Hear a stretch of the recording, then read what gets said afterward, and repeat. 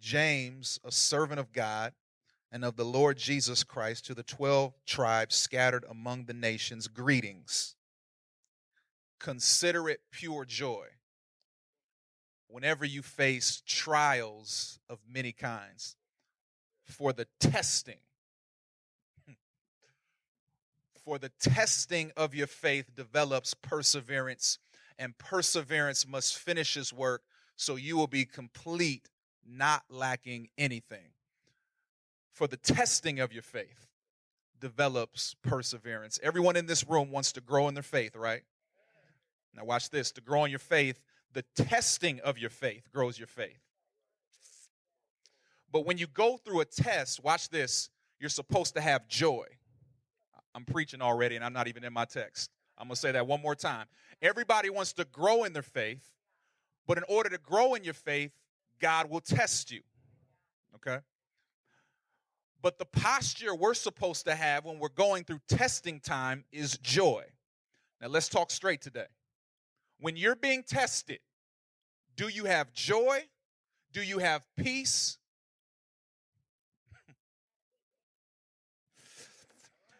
Maybe that's affecting the way that we grow. So today, I want to talk about testing time. Testing time. Let's pray. Dear Heavenly Father, I ask, Lord, that you would remove any barrier that would block us from receiving what you have for us today, that we would clear our minds and our hearts to receive what you have. As the grass withers and the flower may fade, it is your word that stands forever. In Jesus' name. And everybody said, many of us have timers when we're cooking a dish in the oven. And the timer goes off and we take that dish out, but there's a test that still needs to happen. The true test is not when the timer goes off. The test is when we go in the cupboard and we grab that knife and we grab that fork and we put that knife and the fork in the middle of the food. That's the test. Because some things can look good on the outside, but it doesn't necessarily mean that it's mature and cooked on the inside. And there's so many of us today, we look good on the outside. We look good in our clothes. We are carrying our Bible. We're saying the right things because we know how to do church. But if we were able to take a spiritual knife and fork and dig in the crevices of your heart, we would see that there's some areas that are incomplete and immature. There's some areas that might be rare. But what God wants to do, he wants to test us because at the end of the day, he wants to say, well done. Y'all didn't get that. And so James is writing this letter to a group of people who are going through persecution, difficult times, and he's telling them, look, that you might look good on the outside, but what God is doing, he wants to test you so you can develop into the person he's called you to be on the inside. Because in life, you're going to have disappointment. In life, you're going to have discouragement. In life, you're going to have sorrow. In life, you might have sickness and sadness. Jesus says that in this life, you will have trouble, but be of what? Of good cheer, because I have overcome. So today, I just want to talk for a few moments about testing time. Maybe you're being tested on your job, in your finances, maybe even in your marriage or a family member, whatever it may be, you fill in the blank. But I think it's important to see how we respond when it's testing time. Because trials are like pop quizzes. You don't know when they're coming, but you better be prepared. So today I want to give you three assurances as we go through testing time. Here's the first one. God matures us as we persevere our trials. God matures us as we persevere our trials. Look at verse 2. Consider it pure joy whenever you face trials of many kinds. Look at it again. Consider it pure joy whenever you face trials of many kinds. Now, today, I'm not talking about hell breaking loose in your life because you're sinning. Okay, I'm going through a test, God. No, you're just sinning. That's the consequences of your action. But I'm talking today to some people who are living right, who are doing everything that you can, but I got a feeling you're in testing time, and it does not mean you're doing something wrong. Sometimes when you're being tested and hell is breaking loose means you're doing something right. And so testing time is very important. Notice what it says. It says, consider it joy. Some translations say count it joy. That is an accounting term. I want you to think about when you take your money and you put it in an account, you put it in an investment. That means you're actually giving something up in order to yield a return later. So what God is saying, James is saying through him, he's saying, listen, count it joy, consider it joy, because you're giving something up temporarily that will yield a benefit later. And I don't know about you, but when I put money in a Roth IRA or I put money in a retirement, I'm not happy when I do it because I'm actually giving something up. But the reason I can have joy is because I know in the future what I gave up will yield a return. And so what James is saying, some of you are being tested right now. You're not counting it joy because you're looking at what you're going through right now. What he's saying is, look in the future, count it joy because it will not be wasted. It will yield dividends in the future. He says, count it joy whenever you face trials of many kinds. There are three different groups of people here today. The first group of people, you would raise your hand right now and say, you talking to me already? I'm in a trial. I'm being tested. Is that anybody today? That I'm going through it right now. And then there's another group of people you would say, well, this message isn't for me. This ain't for me today. I'll come back next week. Because you're not in a trial. But you know what's interesting about trials is when you're in a trial, the reason you don't have to get discouraged and depressed because eventually you will come out the trial. But never get too arrogant and cocky because when you come out the trial, eventually you go back in the trial.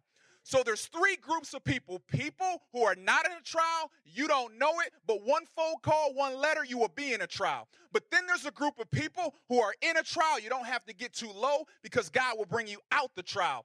Then there's some people who are in a trial, came out the trial, you can breathe, but sometimes God will bring you back in the trial. And I did not say Satan tested you. I said God tested you. See, Satan tempts you to bring out the worst. God tests you to bring out your best. I'm sorry, I can't preach popcorn. It's just not in me. I can't preach cotton candy. I tried it. There's some depth to me. Why? Because I'm not a shallow Christian. So I just believe Abraham, Genesis 22, God tested Abraham. What do you do when God tests you? Do you consider it joy? Hey, Pastor, pray that God would deliver me. What if you don't want to? It's quiet in this church. I think sometimes we're praying for God to remove us out situations, and he's the one who allows you to go in the situation. And now you're getting mad at God because he hasn't taken you out of the situation, and he has you exactly where he wants you to be in the situation. And he's testing you. How do you respond when it's testing time? Look at 1 Peter chapter 1. It says this. Peter now, he's talking to these groups of people who are going through persecution. He says, in this you greatly rejoice. Now, wait a minute. Why would I rejoice when I'm going through a test? He says, though now for a little while, somebody say a little while, you may have had to suffer grief in all kinds of trials. These have come, why do trials come? Here it is.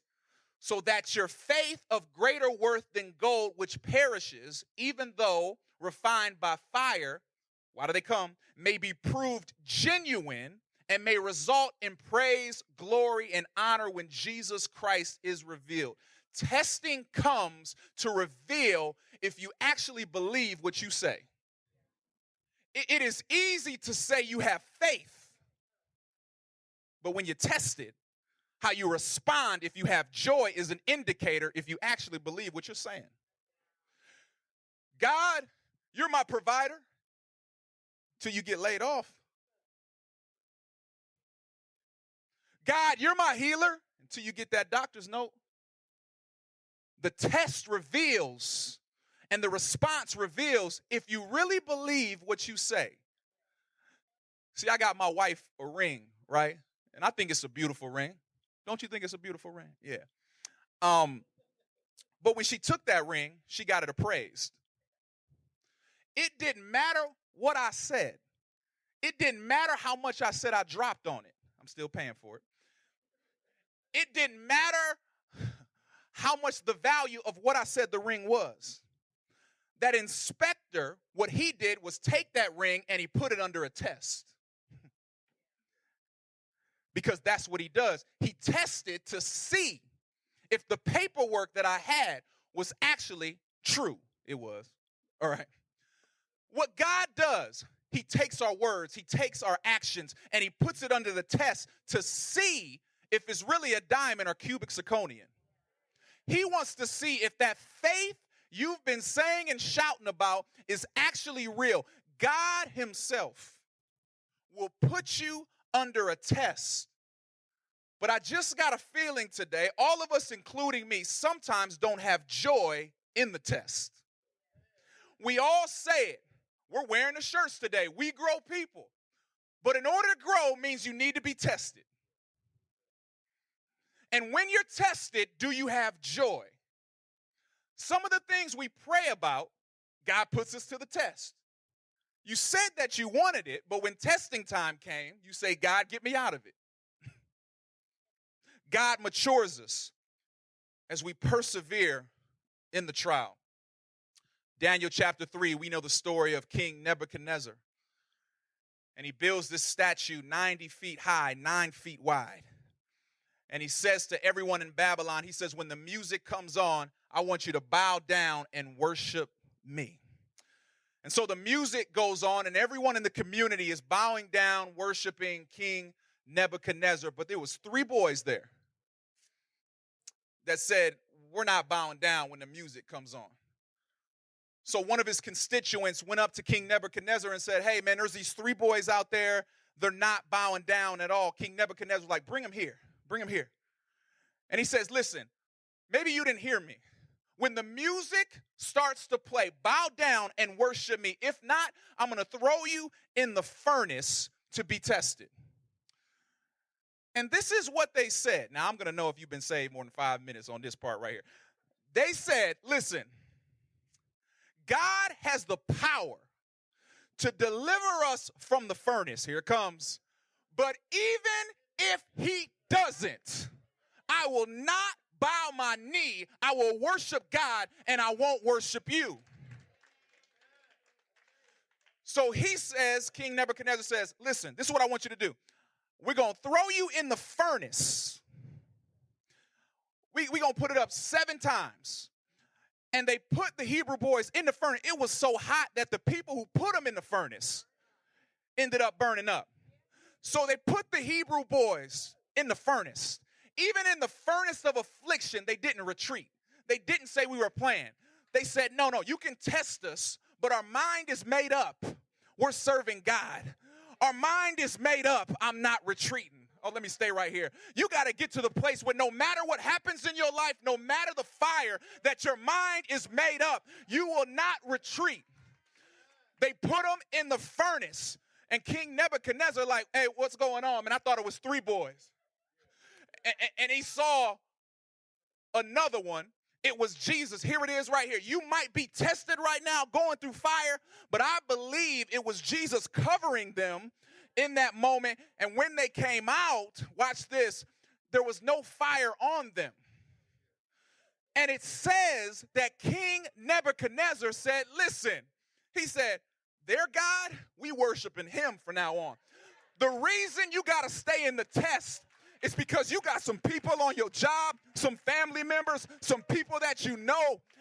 They trying to see if you're going to stay in the test or you're going to leave the test. Because if you can get through the test, they'll start to worship the God you've been saying your whole life. It's not about what you say, it's about what you do. How do you respond in testing season? Count it joy whenever you face trials of many kinds, because the testing of your faith, what does it do? It develops perseverance. A faith that can't be tested is a faith that can't be trusted. Testing authenticates what you really believe. He says the testing of your faith develops perseverance. I said the testing of your faith develops perseverance. Perseverance means long patience. Okay, here it is. Let's dig into it.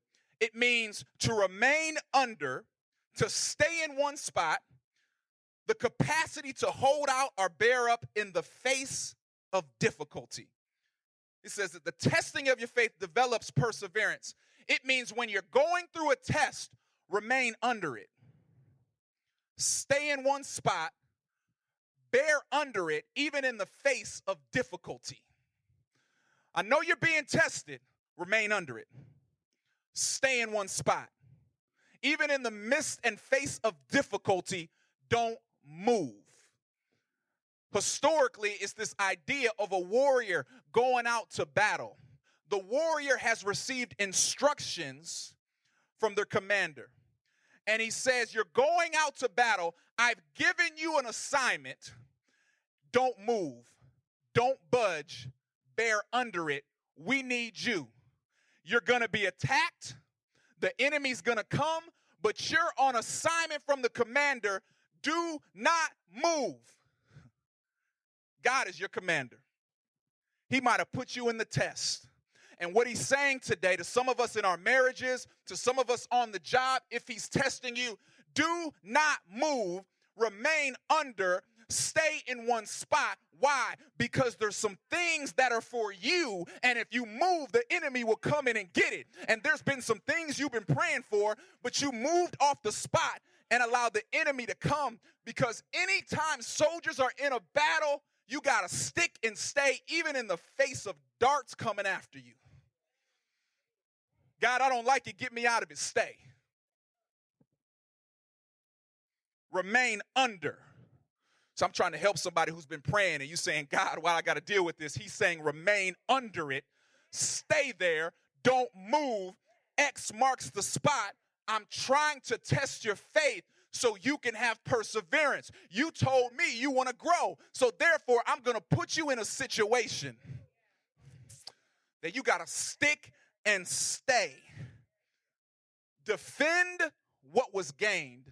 Don't move. Remain under. Ken, I don't like my job. Remain under it. Man, my spouse, man, remain under it. Man, I'm having some challenges, man. I did the whole money management series, and I'm giving, I'm tithing, and remain under it. Don't move.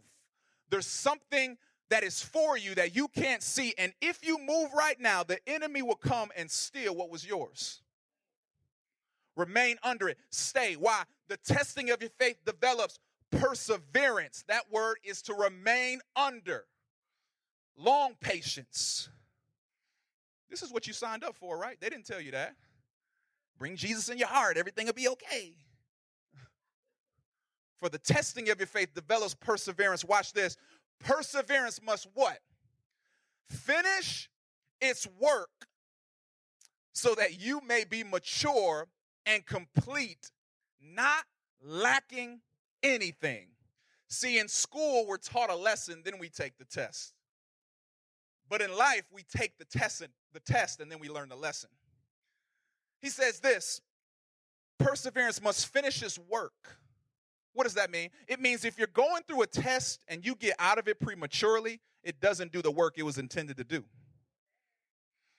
If you get out of the test prematurely, you will not receive all that God has for you. That's why you have to remain under it. You have to stick and stay. So it will be complete, not lacking anything. Y'all know at the beginning of the year, I went back to Planet Fitness, everybody. No judge zone. Don't judge me. All right? And what I'm doing right now is I'm lifting weights. But what would it look like if I took a 10-pound weight and just kept lifting it? That would be easy. In order to grow, what do you have to do? You have to put more weight on it. You have to strain a little bit. But the only way your muscles are going to grow is through tension. It's through adversity. It's through testing. But now you know if you're lifting heavy weight, what do you need? You need a spotter, because it's dangerous if you lift weights by yourself. So when you're lifting, because sometimes it can get too heavy, you need a spotter behind you. I don't know if you've ever been there where you're lifting weights and you can't lift it anymore with two hands, and somebody comes right next to you, just puts their finger on it, and it just lifts it up for you. That's a spotter. Can I suggest to you that's the importance of being connected to individuals around you? Because there's going to be some times in your life where you can't push it no more, where you can't go any further, and you're going to need some people in your life that will spot you, that will tell you you can keep going, don't give up, don't quit. I don't know about you, but I need some spotters in my life who will stand behind me, that will pray when I don't feel like praying, that will encourage me when I don't feel like being encouraged.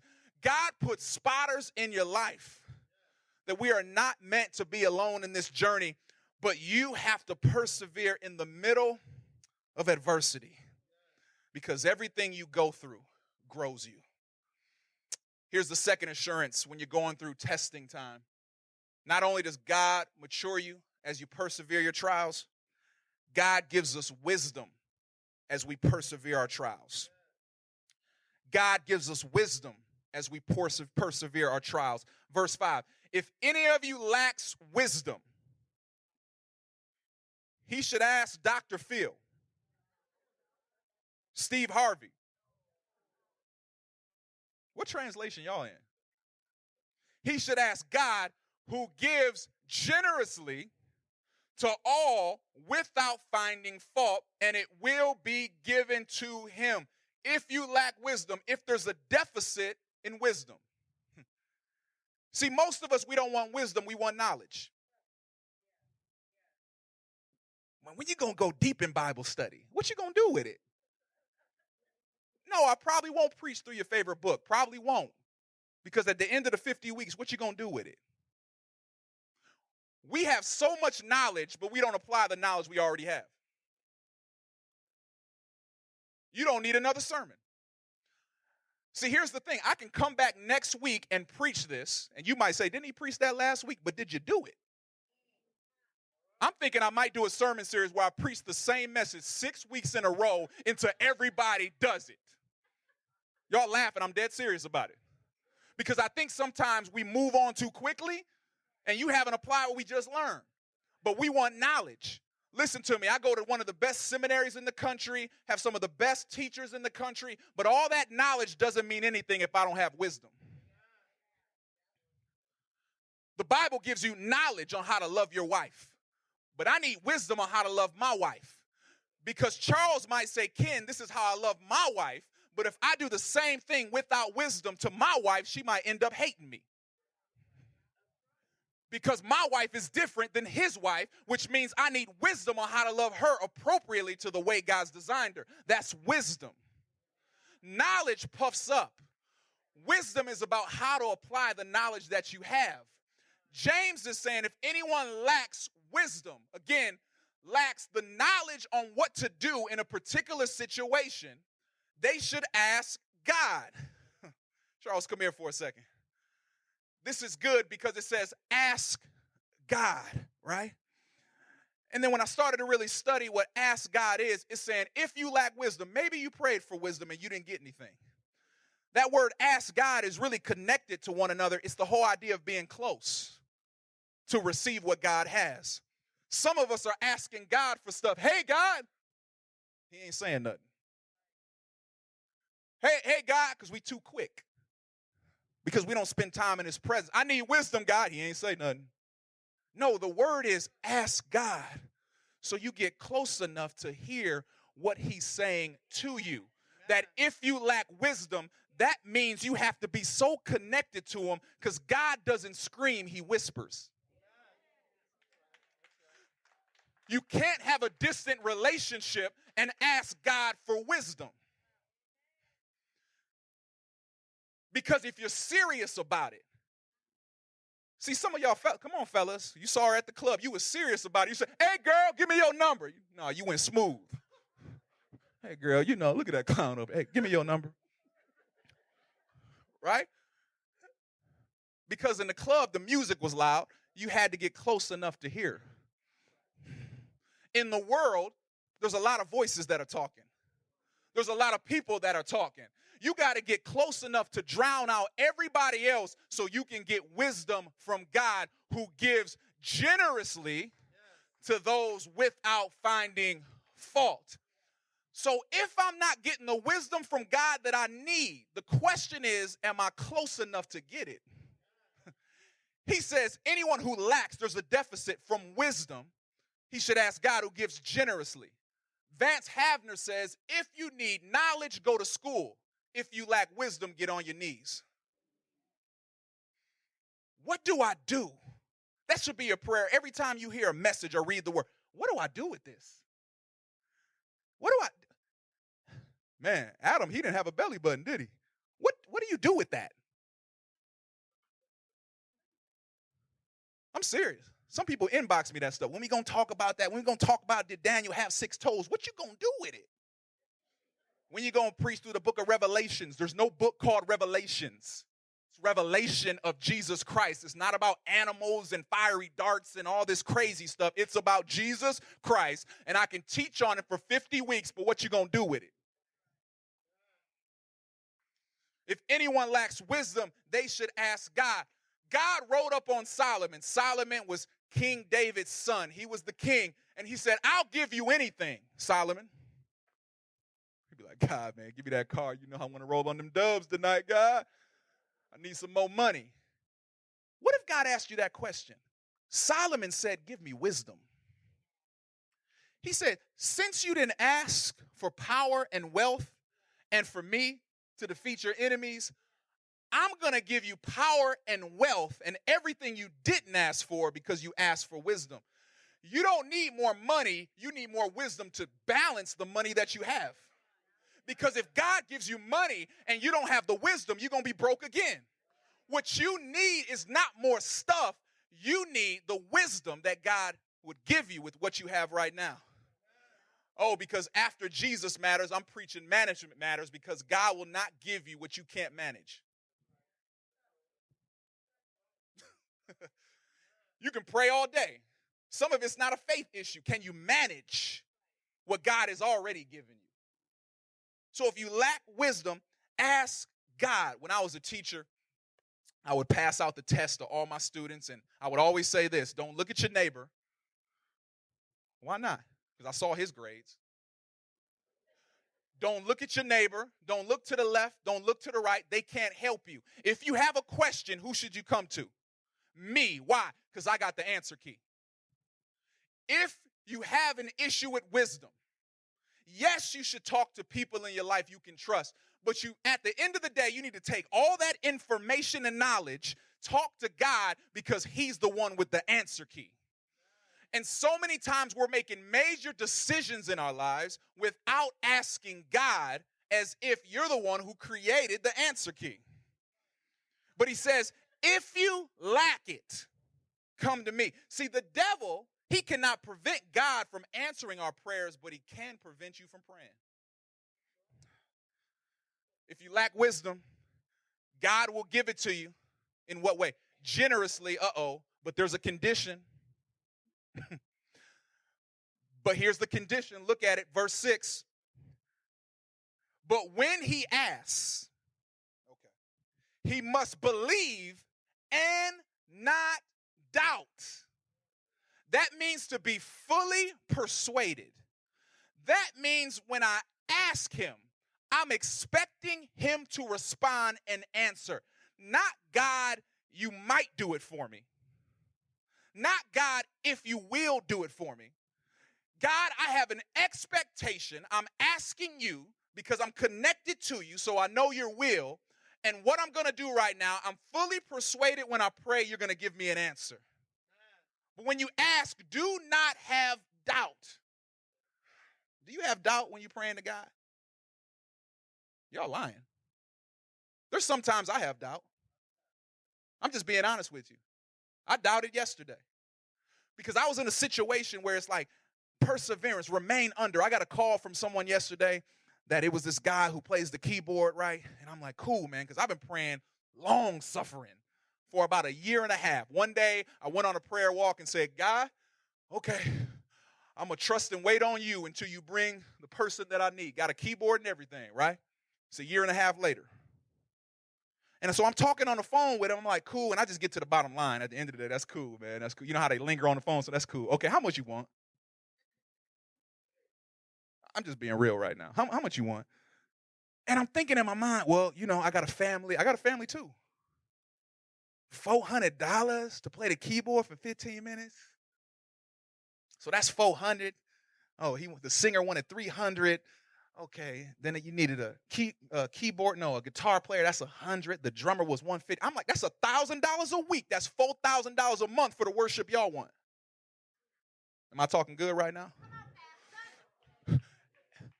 But I'm getting irritated because I remember when we first started this church, one of my mentors said, Ken, it's going to take you 5 to 7 years. I was like, you don't know me. And I'm thinking like, I might be 7 to 10.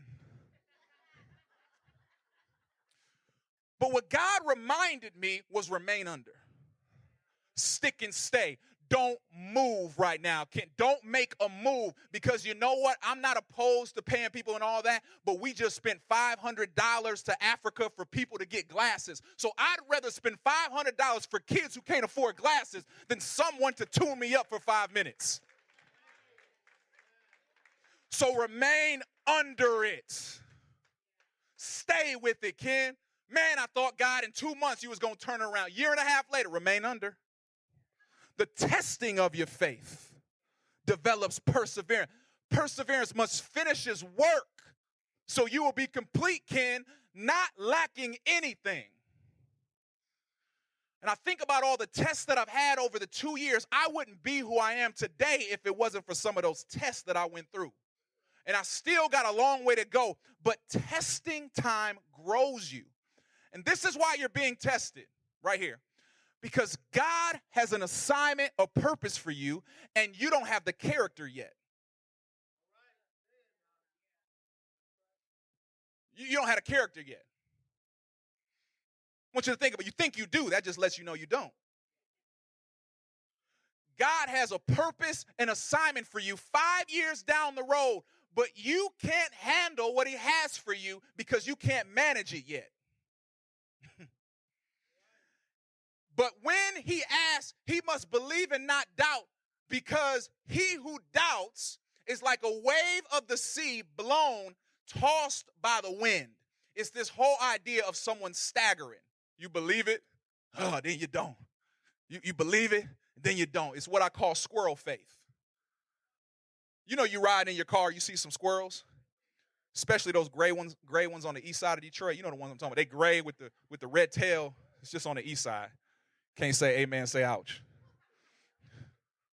I mean, I'm driving down the road, right? Look at that squirrel, and he going over here, then he see them headlights.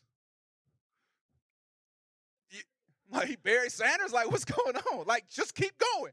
Then I'm getting closer and closer, and what happens? He turns back because of fear and ends up getting squashed. If he would have just kept going, he would have made it to the other side. And some of us, because of circumstances, you would have had what God had for you, but because of fear, you retreated. You didn't remain under, and now you don't have what God has for you. Faith means to be fully persuaded. No matter what happens, I'm going to keep going. I got laid off, I'm going to keep going. Finances is low, I'm going to keep going. I can't see it, I don't have to, because I move by faith. That's faith. It's not well wishes. It's not I hope. It means I'm fully persuaded. Watch this. Without faith, it's impossible to please God. Anyone who comes to him must believe he exists, and he's a rewarder. Everybody wants to be rewarded of those who seek him diligently. God, give me wisdom. No, you got to be diligently. Because there's some treasures in your life. The treasure that's the most expensive are behind locked doors, which means you have the right key to open it. The treasures that God has for you, that lock will not become open unless you have the right key. And that means getting close enough to God to get wisdom from here him to answer you. Proverbs 3:5, we know it. Trust in the Lord with all your heart, right? Do not lean on your own understanding. Acknowledge him in all your ways, and he will make your path straight. It is a wise man who knows he isn't wise. Here it is. Here's the third assurance. God, what will he do? He'll mature you as you persevere your trials. God will give you wisdom as you persevere your trials. Lastly, God rewards us as we persevere our trials. Oh, you should have clapped right there, because if I'm going to go through something, I want God to reward me. I want all that God has for me. And if you remain under and you stick with it and don't move, God will reward you as you persevere through the trial. Look at verse 12. Blessed is the man who perseveres under trials, because when he's what? Stood the test, he will receive the crown of life that God has promised to those who love him.